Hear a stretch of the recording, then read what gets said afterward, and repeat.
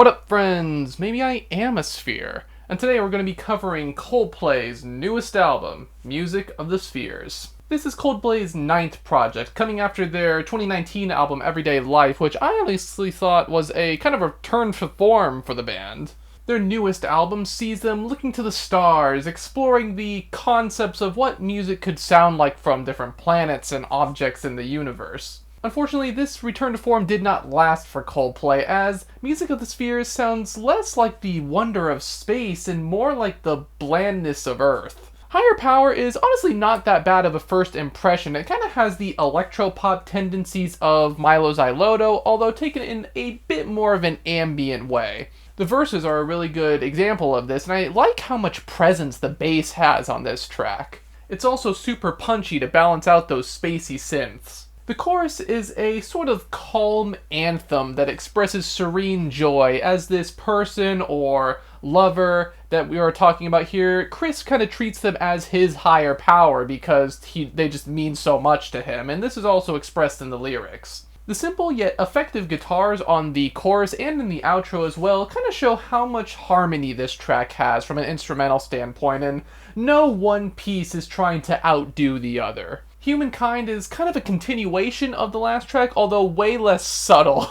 It's essentially Sky Full of Stars 2.0, but with these weird sampled vocals that I swear I heard on Underworld's Dub No Bass with My Headman album. It was really weird hearing that again. I do like the twangy accents that the guitar provides, along with that classic Coldplay pre-chorus. The chorus itself combines the dance beats, the synths, and the two types of guitars in a pretty engaging way, although I will say it does sound pretty contrived. The lyrics are also painfully average, even by Coldplay standards. I know we're human, Chris. I know. It doesn't mean anything. Let Somebody Go is kind of a tonal shift, switching gears into more of a sophisti-pop R&B sort of sound. It's good at highlighting Chris's vocals, and honestly, Selena Gomez fits pretty well with his style. I wish I could say that the instrumental syncs up with the track's sensual energy, but I just kind of find it bland and lifeless. It, along with the lyrics on the track, they sound like giving your partner a pre-written birthday card. The sentiment is nice, although ultimately it feels just kind of generic and hollow. However, I will admit that the piano and the bass on this track are pretty slick. I just wish that we had more lush and engaging instrumentation otherwise. Human Heart is by far one of the best songs on this album because it fully commits to that sort of spacey R&B vocal groove. The Midnight-esque vocal effects that are on Chris's voice sound really good in isolation here, and the vocals just have such a nice flow to them. Jacob and We Are Kings' vocals also provide great support, giving the track a lush and full sound without the need of instruments at all. It just feels genuine, full, and raw for Coldplay, and I really love it for that. It's a pretty beautiful song, not gonna lie. This does not last, as People of the Pride is probably one of the worst songs on the album. It is literally just a bad ripoff of Muse's Uprising. It's so blatant, too, in its arena rock and anthemic guitar and pulsating drums. It also feels so, vague and disingenuous compared to the Muse track, too. In this one, Chris is essentially fighting this invisible enemy who is doing these, cartoon villain activities to fill out his evil quota. Out of everything that's happened in the last few years, you could write, a genuinely interesting political commentary song, but this is what we get? You can talk shit on Trump, or all the shit that happened in the UK over the past 2 or 3 years, but, just anything to make it more interesting than this vague, just nothing of a song. And this isn't even talking about how unfitting this track is for this record. The sound comes out of nowhere, the lyrics come out of nowhere, why is this even here?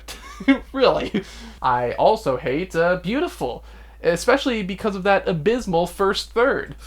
Has any song that relied on those wretched, pitch-shifted, sampled vocals ever turned out good? The main beat is kind of an ambient piece with these super simple acoustic guitar strums. Add some simplistic drum kits to the mix, and you just get a song that stays in one place, isn't interesting sonically, does not have very engaging or interesting lyrics either. It's just generic. Like, why? Like, I liked Cry Cry Cry from the last album, and I feel like this song is basically what would happen if everything from Cry Cry Cry just went wrong.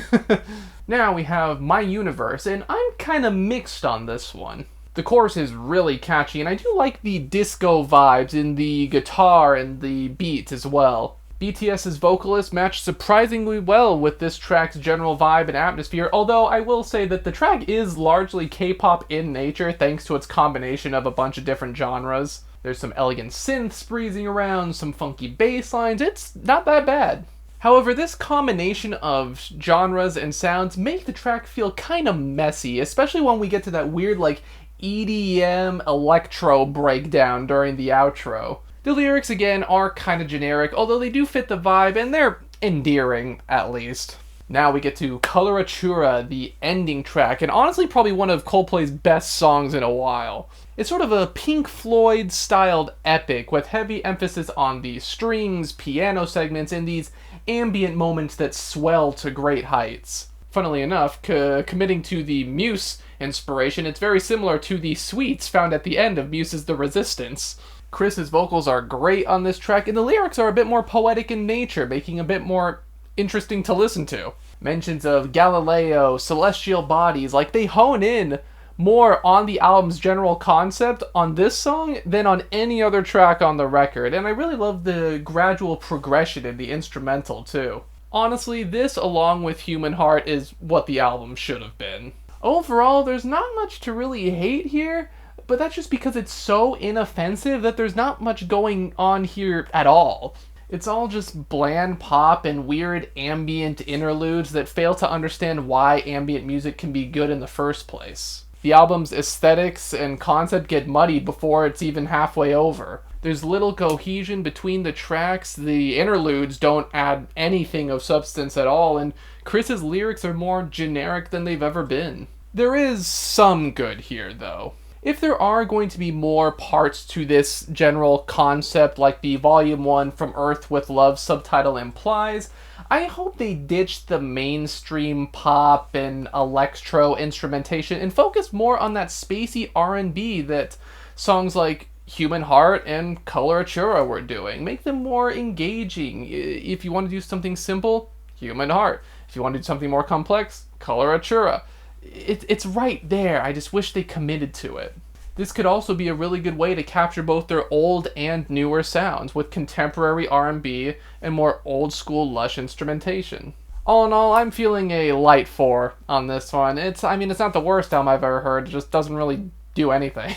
Of course, we do have to talk about the album cover on the show, and you know what? For all that it's worth, it's a pretty good album cover. I love the simplicity of it, just having the celestial bodies all in a circle, great color combination with the sort of blue gradient in the background, the colors of the planets, doesn't take up too much space with font or anything. Like, it's a good album cover, and it kind of fits the music. I just wish it had a better album to be attached to.